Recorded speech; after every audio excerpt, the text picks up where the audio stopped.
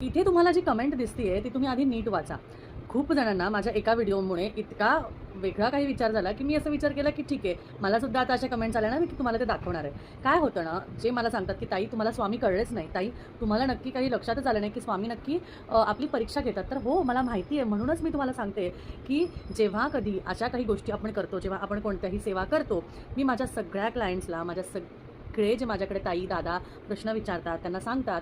म्हणजे त्यांना मी जेव्हा सांगते, तेव्हा मी त्यांना हेच सांगते, की तुम्ही कोणतीही सेवा जेव्हा करता ना, तेव्हा ती सेवा करताना सुरुवातीला अडचणी येतात, खूप त्रास होतो, कधी-कधी सेवा होत नाही. आत्ताच एक कमेंट होती, की "ताई एवढे अध्याय वाचन होत नाही, मग मी थोडीशी कमी वाचू का?"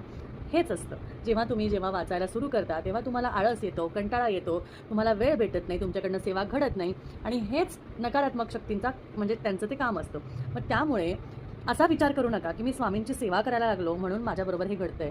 स्वामींची सेवा तुम्ही करायला लागले कारण स्वामींची तशी इच्छा आहे आणि स्वामींची